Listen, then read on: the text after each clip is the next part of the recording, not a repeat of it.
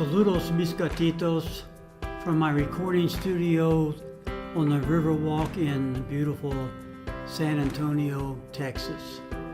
And welcome to this presentation on geometry. This will be the first video in a series on this topic. There's a lot of memorization involved in this presentation. I highly recommend that you take some serious notes. Starting off,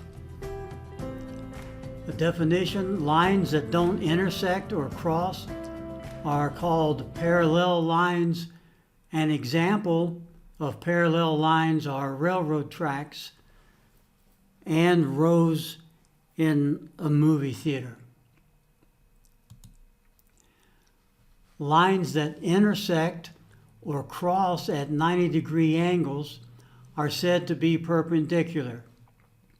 You see that every day as you're driving, as many streets cross at right angles and are therefore perpendicular to each other.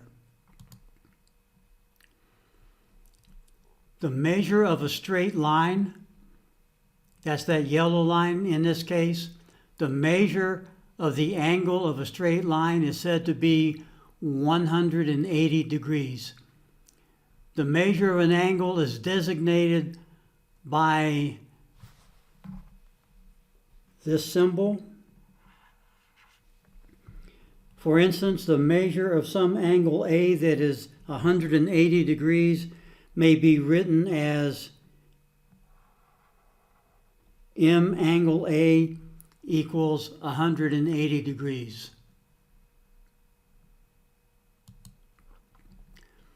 Whenever you have two lines that intersect like this,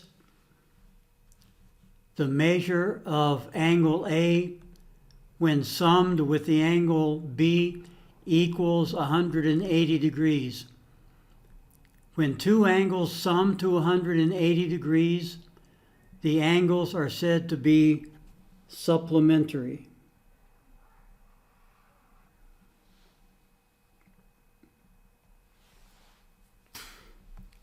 A small problem involving the additive inverse can be derived from this drawing.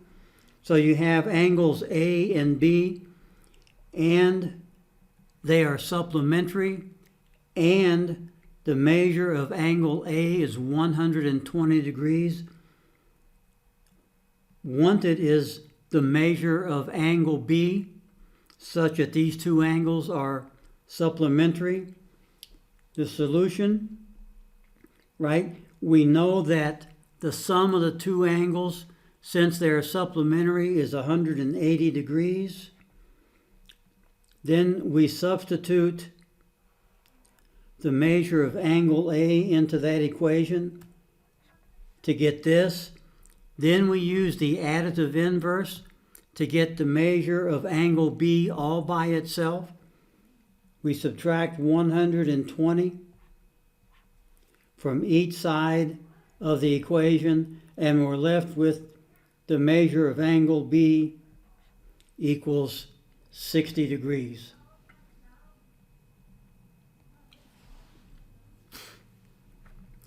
Now we're given this diagram. A lot of information here.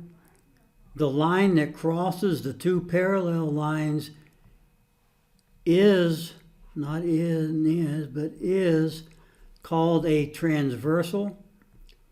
Angles that lie between the two parallel lines are called interior angles, and angles that lie outside the two parallel lines are called external angles.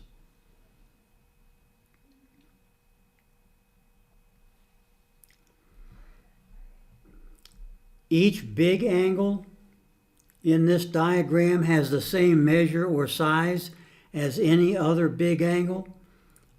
And when two angles have the same measure, when they're the same size, they're said to be congruent. Congruent means the same. In this example, Angle 4 is a big angle, and it is congruent with any other big angle, such as angle 1 or angle 5. There are others, but those are just a couple of examples. Every big angle has exactly the same size as every other big angle. Likewise, each small angle has the same measure as any other small angle. Once again, when two angles are the same size, they're said to be congruent.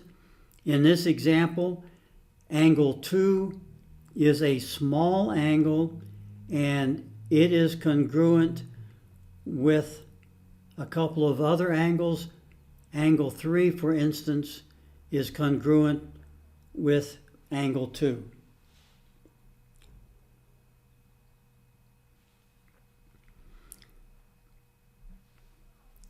Any small angle is complementary with any large angle. That means when you add the measure of the small angle and the measure of the big angle, it sums to 180 degrees. As an example, angle 2 is complementary with any large angle. In this case, I specified angle 5, but there are others.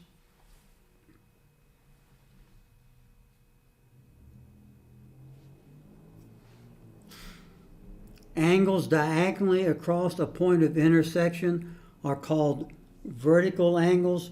What I mean diagonally across the intersection looks like this.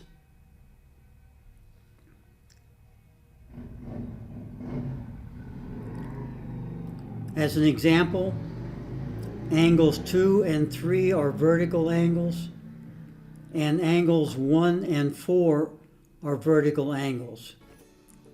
And vertical angle pairs are congruent. That means they have the same size.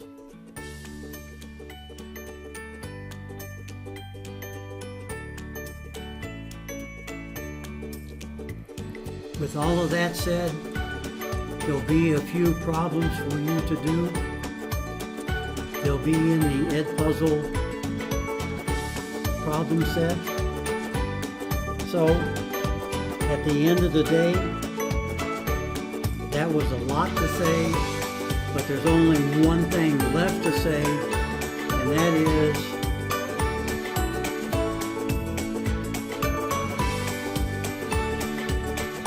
that's all, folks.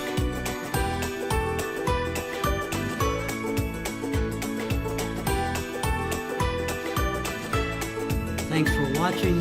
Thanks for learning. Stay safe. Con cuidado.